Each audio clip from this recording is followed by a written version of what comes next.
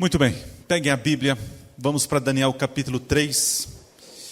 Eu vou ler vários versos bíblicos. Como eu sempre digo, se vocês não entenderem o que eu disser aqui, pelo menos vocês vão ler a Bíblia, tá bom? Então fica a dica para vocês aí. Leem a Bíblia. Capítulo 3 de Daniel tem uma história muito cinematográfica. E eu quero ajudar vocês a fazer essa viagem, né? A mergulhar nessa Netflix bíblica. Daniel capítulo 3 é um episódio, o terceiro episódio da temporada Daniel e os perigos em Babilônia. Capítulo 3 de Daniel, a partir do verso 1, diz o seguinte, na minha versão, uma versão um pouco mais contemporânea, com as palavras mais claras e ao ponto. Diz o seguinte: o rei Nabucodonosor fez uma estátua de ouro de 27 metros de altura e 2,70 de largura, e a colocou na planície de Dura, na província da Babilônia. Em seguida enviou mensageiros a todos os altos funcionários oficiais, governadores, conselheiros, tesoureiros, juízes, magistrados e todas as autoridades das províncias para que viessem à dedicação da estátua que ele havia levantado. Todas essas autoridades vieram e ficaram diante da estátua que o rei Nabucodonosor havia levantado. Verso 4. Então o arauto gritou: povos de todas as raças, nações e línguas, ouçam a ordem do rei. Quando ouvirem o som da trombeta, da flauta, da cítara, da lira, da harpa, do pífaro e de outros instrumentos musicais, prostem-se no chão para adorar a estátua de ouro levantada pelo rei Nabucodonosor. Quando não obedecer, será lançado de imediato na fornalha ardente. Portanto, ao som dos instrumentos musicais, todos, não importando sua raça, nação ou língua, se prostrarão no chão e adorarão a estátua de ouro que o rei Nabucodonosor havia levantado. Alguns dos astrólogos, os caldeus aí, porém, foram ao rei e denunciaram os judeus. Disseram ao rei Nabucodonosor que o rei viva para sempre. O rei publicou um decreto exigindo que todos se prostrassem e adorassem a imagem de ouro, quando ouvissem o som da trombeta, da flauta, da cítara, da lira, da harpa, do pífaro e dos outros instrumentos musicais. De acordo com esse decreto, quem não obedecer será lançado na fornalha ardente. Alguns judeus, Sadraque, Mesaque e Abednego, que o rei o encarregou da província da Babilônia, não lhe dão atenção, ó rei, recusando-se a servir seus deuses e não adoram a estátua de ouro que o rei levantou. Então Nabucodonosor se enfureceu e ordenou que lhe trouxessem Sadraque, Mesaque e Abednego. Quando eles foram conduzidos à presença do rei, ele lhes disse: Sadraque, Mesaque e Abednego, é verdade que vocês se recusam a servir meus deuses e adorar a estátua que levantei? Eu lhes darei mais uma chance de se prostrarem e adorarem a estátua que fiz, quando ouvirem o som dos instrumentos musicais. Se contudo vocês recusarem, serão lançados de imediato na fornalha ardente. E então, que Deus será capaz de livrá-lo das minhas mãos? Sadraque, Mesaque e Abednego responderam: ó Nabucodonosor, não precisamos nos defender diante do rei. Se formos lançados na fornalha ardente, o Deus a quem sirvamos pode nos salvar. Sim, ele nos livrará das suas mãos, ó rei. Mas ainda que ele não nos livre, queremos deixar claro, ó rei, que jamais serviremos seus deuses ou adoraremos a estátua de ouro que o rei levantou. Nabucodonosor se enfureceu tanto com Sadraque, Mesaque e Abednego, que seu rosto ficou desfigurado de raiva. Então ordenou que a fornalha fosse aquecida 7 vezes mais que de costume. Deu ordens também para que alguns dos homens mais fortes do seu exército amarrassem Sadraque, Mesaque e Abednego e os lançassem na fornalha ardente. Eles os amarraram e os lançaram na fornalha inteiramente vestidos com túnicas, turbantes, mantos e outras roupas. E uma vez que o rei, em sua ira, havia exigido um fogo tão quente na fornalha, as chamas mataram os soldados que jogaram os 3 lá dentro. Assim, Sadraque, Mesaque e Abednego, amarrados, caíram nas chamas intensas. De repente, porém, o rei Nabucodonosor se levantou, espantado, e disse aos seus conselheiros: não foram 3 os homens que amarramos e lançamos na fornalha? Sim, ó rei, eles responderam. Olhem, disse Nabucodonosor, vejo 4 homens amarrados, andando no meio do fogo, sem se queimar. E o 4º homem se parece com o filho dos deuses. Então Nabucodonosor se aproximou o máximo que pôde da porta da fornalha ardente e gritou: Sadraque, Mesaque e Abednego, servos do Deus Altíssimo, saiam, venham aqui. E Sadraque, Mesaque e Abednego saíram do meio do fogo.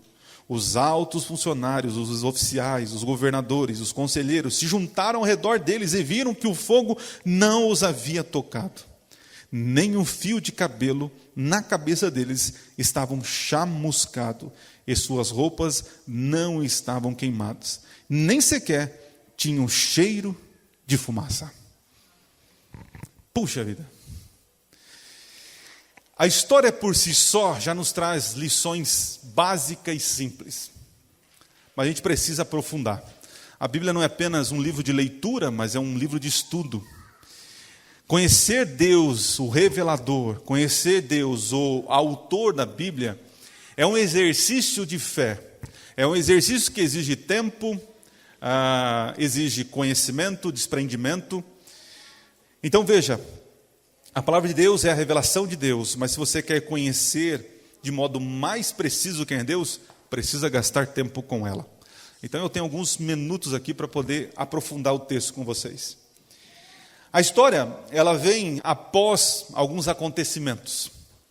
O primeiro acontecimento é quando esses jovens são testados, chegando num local desconhecido para eles.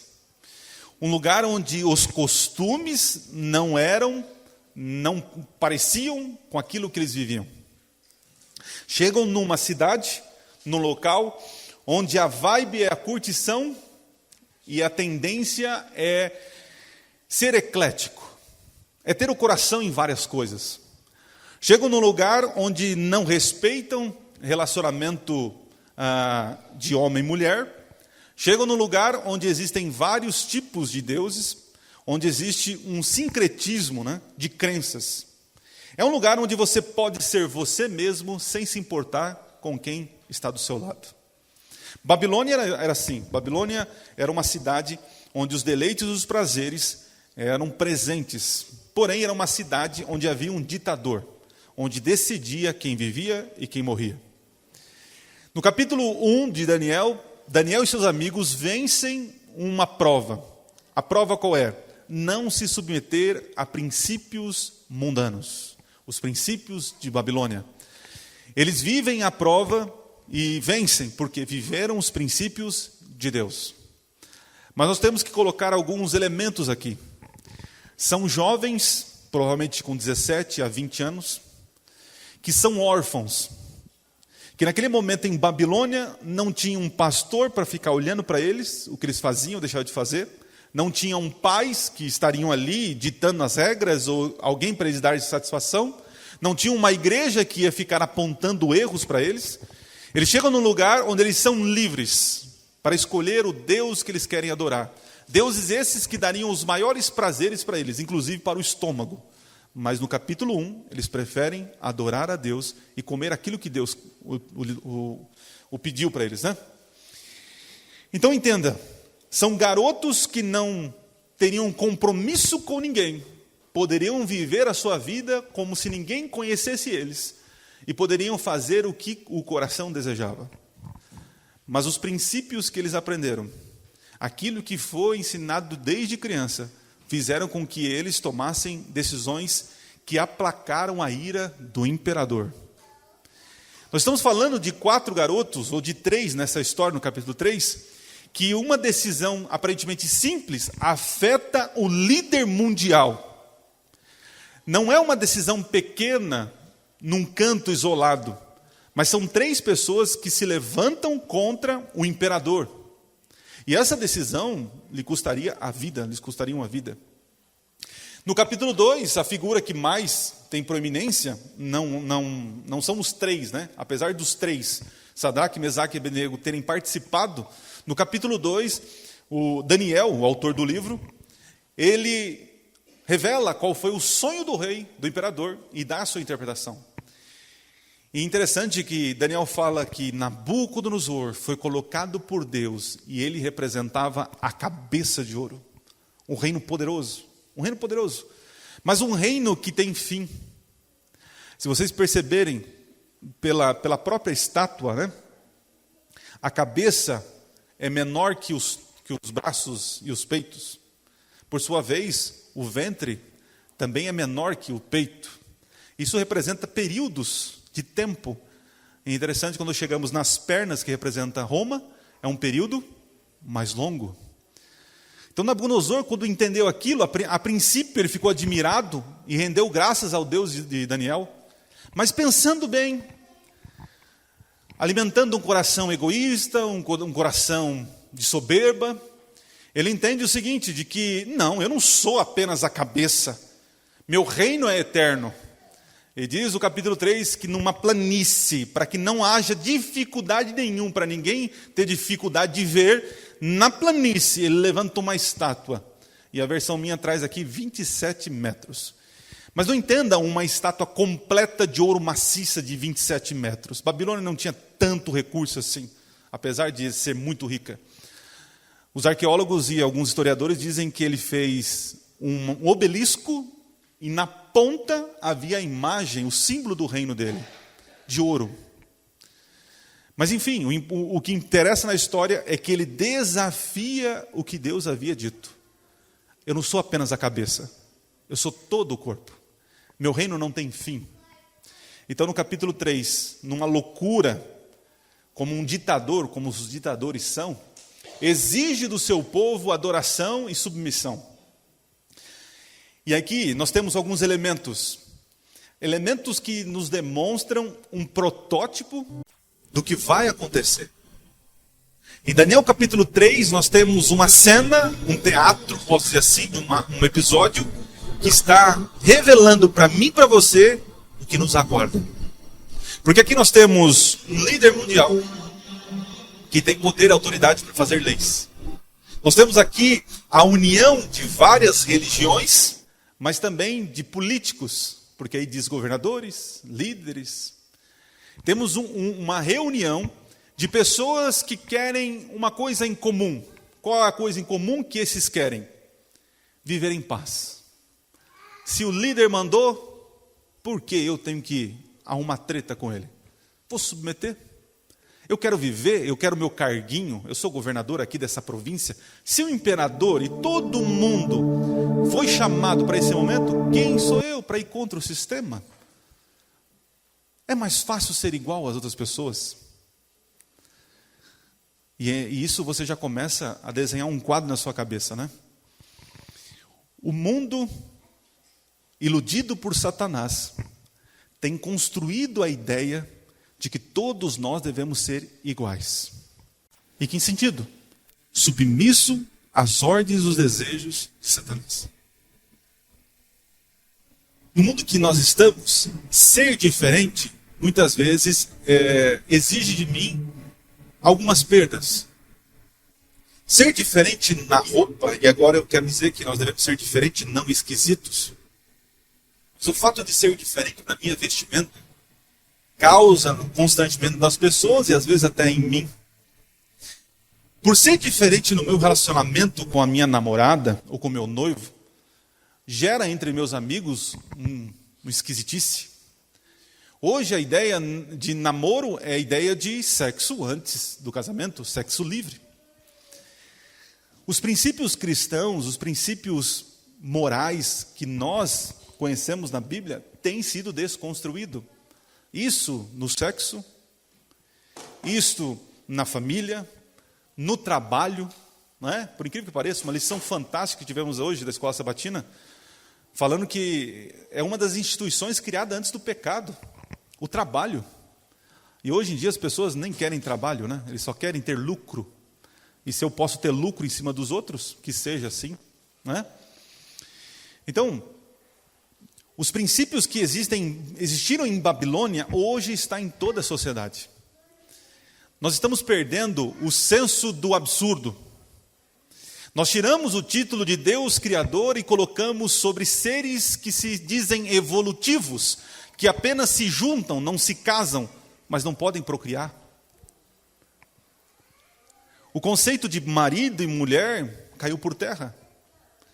Hoje estamos no período do poliamor. O importante é o amor. E hoje a comunidade de fé, a comunidade cristã, tem embarcado nessas ondas. Porque a verdade ela está sendo desconstruída, né? Os valores que são eternos têm dado lado a questionamentos. Mas por que eu não posso pôr isso? E por que eu não posso beber aquilo? Por que eu não posso comer isso? Existe um silêncio gritante, né? Dos cristãos no meio de uma sociedade barulhenta. Veja, eu não sou contra em criticar a cultura. O cristão deve criticar a cultura, mas o cristão precisa produzir cultura boa. É tão fácil falar mal das músicas, mas como os cristãos, Deus pediu para a gente cultivar e guardar o jardim. A palavra cultivar é a palavra cultura, fazer cultura. É muito fácil criticar a cultura secular, mas nós cristãos estamos em silêncio diante destas porcarias. É muito fácil dizer onde está o pecado, onde está o erro, mas onde está a nossa atitude em produzir algo bom? Eu muitas vezes sou questionado nas redes sociais porque até agora eu tive que tirar uma postagem, né? Porque uma pessoa perguntou assim: pastor, pode dançar quadrilha?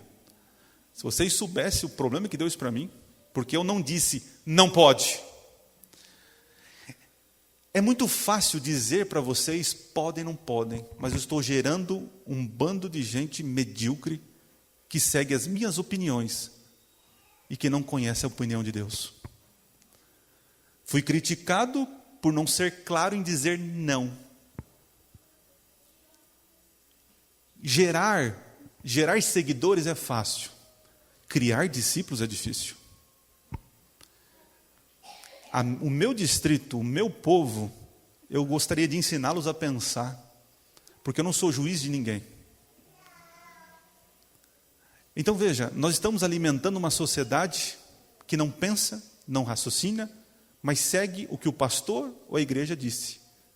Mas não segue e não busca o assim diz o Senhor. Agora, voltem para a Babilônia. Sadraque, Mesaque e Abednego não eram apenas refletores de pensamentos dos pais, mas eles sabiam por si próprio o que a palavra dizia ou não dizia. Estamos criando uma juventude fraca, medíocre, porque só sabemos dizer pode e não pode. A pergunta deveria ser: por que não pode? Quais as consequências? Por que não devo fazer isso? E um exemplo muito claro de 3 jovens que sabiam o que queriam.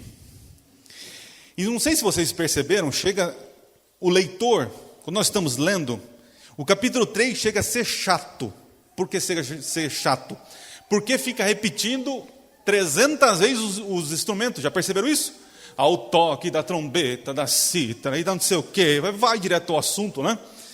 E uma leitura rasa, a gente pensa que, de alguma forma, está dizendo que nós somos ignorantes. A repetição aqui não é para dizer para você que tinha instrumentos lá. A repetição aqui é uma ironia judaica, dizendo que pode cair os céus, pode acabar o mundo, fazer qualquer barulho, eles não iam se ajoelhar. Vocês estão entendendo? Qualquer barulho, qualquer vento de doutrina pode soprar, eu sei em quem creio e não vou me prostrar. É uma ironia. Isso falta entre nós, não somente na juventude, Mas eu vejo irmãos velhos de igreja que são medíocres no conhecimento de quem é Deus. Porque só aprenderam, pode, não pode. Mas por que não pode? Não sei, o pastor disse. Uma geração fraca, que quando houver um momento de decisão, vão ficar perdidos, porque não tem uma opinião própria. Precisam ligar para o pastor, precisam ver a posição da igreja. A questão aqui não é se pode ou não pode quadrilha. Se você é alguém, um cristão, que se relaciona com Deus e com a igreja, e sabe o que significa quadrilha de festa junina, entende que é um absurdo o cristão ficar dançando no dia do Santo João. É tão louco assim que precisa o pastor dizer, não pode. Olha o nível do nosso povo. E o fato de eu não continuar alimentando isso, grandes pessoas das redes sociais me chamaram de lamentável a posição do pastor. Foi lamentável a sua, querido. Como você é medíocre. Eu quero preparar pessoas para o céu, não para ficar respondendo dúvidas aqui na terra. Vocês estão percebendo? Se Sadraque, Mesaque e Abednego não tivessem convicções do que criam, sabe o que eles fariam naquele momento? Liga para o pastor, o que a gente vai fazer agora? O ancião de igreja, o que ele está fazendo? Ah, o ancião abaixou. Mas eu quero que você agora entenda a cena. Vamos imaginar que existe agora entre nós, estamos na planície de Dura, uma estátua se levanta, há um discurso, tem que tocar todos os instrumentos, após tocar, todo mundo tem que se ajoelhar. E agora existem esses cristãos, ou adventista meia boca, os do pode e não pode. É aqueles que são mais ou menos. Esses que não têm opinião própria sobre a Escritura, que depende da alimentação da sua fé de pastor ou líderes ou de igreja, que não tem uma comunhão própria, uma convicção própria, sabe o que eles vão fazer? Eles vão olhar o povo. E ela vai ver o imperador, Nabucodonosor e os seus líderes, a estátua, e na hora que toca, sabe o que ele vai fazer? Ele vai procurar um irmão grandão. E ele vai fazer o seguinte, ele vai atrás desse irmão grandão. E ele vai pensar assim, peraí, vamos ver o que a manada vai fazer. Se a manada toda baixar, eu sou um crente. Então o que eu faço? Para Nabucodonosor não me ver. Eu vou atrás desse irmão grandão, porque o irmão grandão, quando se ajoelha, fica mais ou menos da minha altura. Sabe o que eu faço? Eu dou uma agachadinha. E eu fico aqui. Eu não baixo, mas também não fico em pé, porque eu não sou bobo. E o cristão meia boca fica nessa posição ridícula, gastando energia, porque é melhor ele ficar deitado ou ficar em pé. Enquanto eu estou aqui, minhas pernas estão doendo. Talvez é a sua vida que fica desse jeito. Uma vida medíocre que não tem compromisso com Deus. Porque tem tempo, e às vezes, para vir na igreja, mas não tem tempo para ficar em pé lá fora, de ser envolvido com as coisas de Deus. Fica nessa posição ridícula, gastando mais energia do que ficar em pé ou deitado. É o crente meia boca que não se envolve. Gosta do sermão, gosta do banco, mas não se envolve depois que sai das portas da igreja. Não vem, não se envolve, chega atrasado, tem mais tempo para as coisas dele do que com a igreja. Querido, teu pagamento, você pode até receber no final do mês, mas a vida eterna não virá do teu patrão. É ridícula essa posição. E eu vejo quantos jovens nessa posição, tentando enganar a sociedade, tentando enganar Deus. E vou dizer algo para vocês. Deus não te criou para você sofrer numa posição ridícula dessa. Se te está custando muito, faça uma coisa. Vai embora. Vai embora. Sai da igreja. Para de sofrer. Eu recebo várias ligações, irmão. Ai, pastor, é difícil. Ai, pastor. São pessoas que não têm ombros largos, porque acostumaram que a igreja ou Deus carrega os fardos. Não é a doença que é forte, eu costumo dizer, é o doente que é fraco. São fracos. Um probleminha desse tamanho transforma nesse problemão. Por quê? Vivem da opinião do pastor e da igreja. Não tem tempo com a palavra para achar a sua opinião, segundo assim diz o Senhor.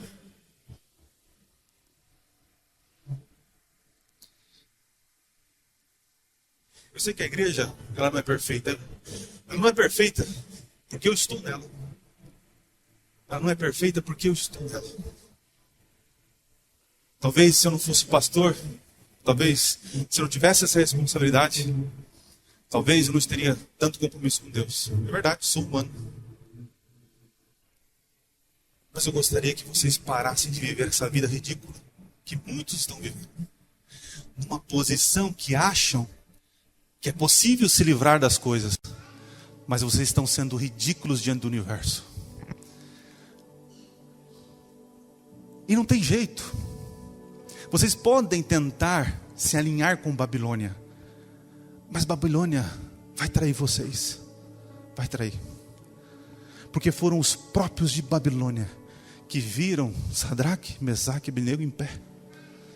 Falou: Senhor, olha aqui, rei. Não curvaram. É o que Satanás faz com você. Ele te ilude. Passa você, desculpa a palavra, passa você na merda. Chuta a sua bunda e fala: vai desfilar, ridículo. E você acha que está abafando. E no final você que leva todos os prejuízos. É assim que Satanás faz com você. Babilônia viu os fiéis. Então não importa se você é fiel ou desfiel, Babilônia sempre vai ir contra você. A coisa mais bonita é que quando o rei falou assim: eu vou dar uma segunda chance. E quem sabe alguém aqui está passando por esse momento. Satanás está dando mais uma chance para você, para te iludir, para te colocar em posição ridícula. Eu quero dizer para você que assim como Satanás te dá mais uma chance, Deus vai dar quantas for necessárias para te manter em pé. E os três olharam para o rei e falaram assim: o rei, é o seguinte, olha a convicção. Deus vai nos livrar. Sim, Ele pode. Mas se Ele não quiser, nós vamos para a fornalha. Deus vai me arrumar um trabalho para eu ser fiel. Mas se Ele não me arrumar, eu ficarei desempregado. Deus vai me arrumar um namorado, uma namorada, uma noiva, alguém. Mas se Ele não me arrumar, não cederei à Babilônia. Vocês estão entendendo que Deus age mediante o seu andar. Deus te dá todas as provas de que Ele estará com você. Mesmo que você passe pelo vale da sombra da morte, Ele está ali com você. Deus nunca prometeu que tiraria você da fornalha. Nunca prometeu que te tiraria do meio do mar. Mas Ele prometeu que vai estar contigo. A presença do Senhor é suficiente. Foi suficiente para não chamuscar nem os cabelos desses jovens. Nabucodonosor, pode esquentar quantas vezes você quiser. Não adoraremos o seu Deus. E eles foram jogados. Talvez alguns aqui estão nessa fornalha, estão indo para a fornalha, estão desempregados, estão endividados, estão em relacionamentos estranhos, estão indo para a fornalha. Mas querido, Deus tem 1000 maneiras de tirar você da fornalha. Deus pode fazer que você não pegue fogo. Deus pode fazer que caia um dilúvio na fornalha. Deus pode, quem sabe, aparecer borboletas que te tirarão da fornalha. Deus pode fazer N coisas. Basta você dizer de que lado você está no grande conflito. Nós estamos numa guerra. A igreja é um exército de Deus. E muitos estão ficando para trás. Mas muitos precisam ser alcançados. O problema é que nós estamos olhando para nós e achando que em nós haverá força para continuar. Queridos, enquanto o mundo vem com uma lança e uma espada gigante, em nome do Senhor nós vamos com 3, uma pedrinha, e Deus nos dará a vitória. Eu creio que Deus fará dessa igreja triunfante. Mas precisamos sair dessa posição ridícula, tentando se esconder dos irmãos de Deus e de Babilônia. Você precisa ter uma posição clara. Quem dera se fosse quente ou frio, mas é morno. É morno. Convicções. Nós cremos um Deus Criador. Cremos que Ele tem orientações sobre nossa família. Cremos na lei eterna de Deus. Cremos na intercessão, no sacrifício de Cristo. Se Deus é conosco, quem será contra nós? Igreja de Laranjeira, apelo de todo o coração. Vamos nos envolver. Quem não trabalha, dá trabalho. Porque estamos chegando atrasados na igreja, queridos? Por quê? Querido, você não chega atrasado no teu trabalho, querido. Para os teus compromissos você chega.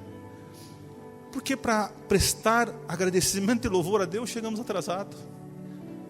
Quando faz uma convocação familiar, do trabalho, você está lá. Porque quando a igreja convoca para salvar vidas, você não vem. O coração teu está em Babilônia. Você está numa posição ridícula. Você está entendendo? Está gastando energia demais. Assim você terá mais força. Fique em pé. Se posicione. E Deus fará o impossível para você. Eu teria N histórias para contar para vocês da minha vida. Deus já fez muitos milagres na minha vida. Um deles é dar uma filha que tanto amo. Enquanto os médicos diziam o seguinte: humanamente não tem condição, volte para casa e ore para o papai do céu. Foi um me disse isso. E está aí a solução. Está aí a solução. Fala para os nossos adolescentes e nossas crianças: respeitem os pais, obedeçam a família, vivam aquilo que os pais desejam para vocês. Falo para os meus jovens que amo tanto: fujam do pecado, larguem o pecado, abracem a Cristo e vocês serão mais poderosos do que esse mundo nunca viu. Deus usará vocês. Falo para os adultos: ame as nossas crianças, ame os nossos jovens, sejam responsáveis, imitem a Cristo e vidas serão transformadas nesse ambiente. Deus está nos dando o privilégio de fazermos o melhor para essa sociedade. Quantos nessa manhã entenderam que Deus quer uma coisa só de você? Um posicionamento. Que você saia da posição ridícula de falta de compromisso com Ele e fique em pé diante da fornalha. Quantos entenderam isso? Louvado seja Deus. E quantos entenderam